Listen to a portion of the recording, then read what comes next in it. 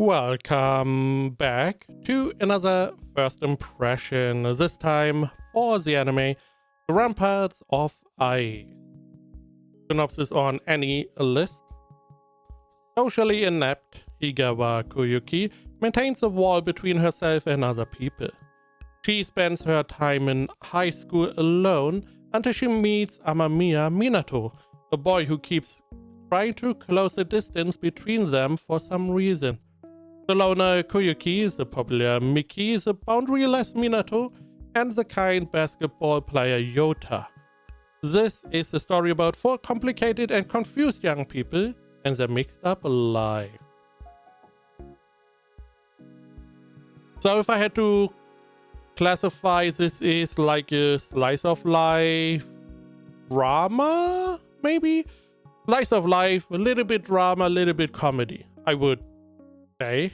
Maybe romance later, I don't know, but at least a little bit comedy, a little bit drama. Now we have our main character, which is Higawa Koyuki, is the one on the right. We see most of the story out of her viewpoint. She had a very difficult middle school life. A lot of stuff happens there, which we get to relive, we get to know about, which more or less put her into a very defensive social position. She is a good representation of like an introvert. We see her showcasing that as an ice wall around her, which puts everyone at like an arm's length.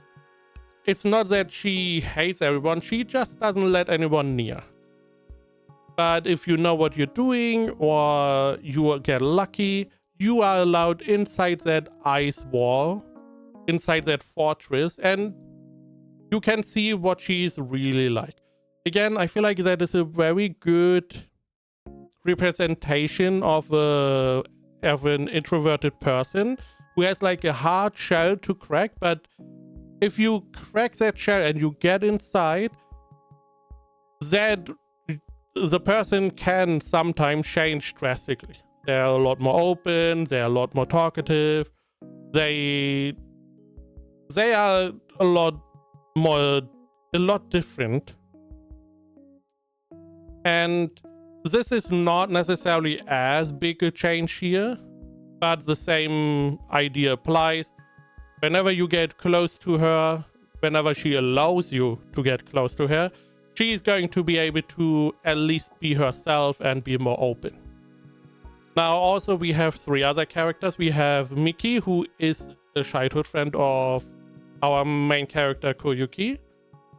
Those two then get together and we get introduced to additional characters, Minato and Yota. We get to seemingly find out more about all of these characters. We find out more about Miki and Minato. At this point, we probably see another episode with Yota, where they're coming from, what their life is like, how they ended up being like they are. Because we have like the introverted Koyuki, we have the very popular Miki, the Minato who is like a social butterfly. He knows how to get close to people. He knows how to always be not involved, but he gets along with everyone, essentially. And then we have the kind basketball player Yota. We seem to have somewhat extreme versions of these characters. As example, Miki, she's seen as this like popular girl, as the smart one, the idol of the school, even though her real self is a lot different, which is interesting. But we find out how this more or less came to be, how the change came about. And it is mostly about these characters. A little bit of a background about the characters and their relationship with one another. Some of them very nice and easy, some of them a little bit more spicy, in terms of drama. They may not get along as well, maybe they do, depending on how the story unfolds.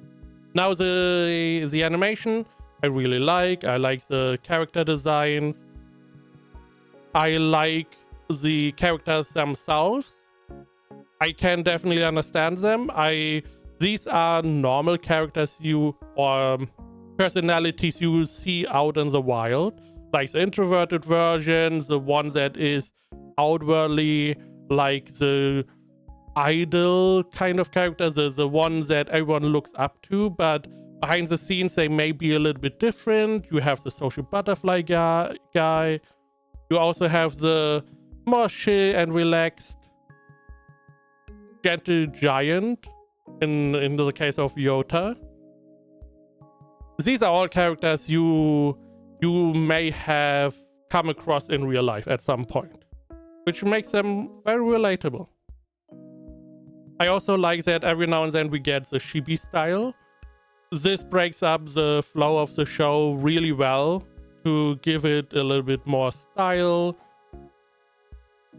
to give it a little bit more of the cutesy part. It's a really good show at this point. I really like it. We also have a little bit of a cameo of some of the characters of Sai Hentai, which is interesting. I mean, we just have a little cameo. I don't know really why. It's most likely because it's from the same author, or they like each other, or some reason. We have a little cameo. Doesn't really matter. It's not relevant to the story. It just caught me by surprise. Let's go over ratings for the first 4 episodes at this point. 5 episodes. AniList has it at 77%. My anime list at 7.76. Same rating, interesting. Normally, anime list is a little bit higher by like a couple percent or couple decimal points. I would say at this point I would give it an 8 out of 10 for the time being. It may creep up a little bit more. It depends on where we are going, because again, we are uncovering the characters, we are uncovering their relationships, and then I don't know what is going to come after, because it seems like that is not going to be where we end this season. So definitely interested in that. Highly recommend it to just give it a shot.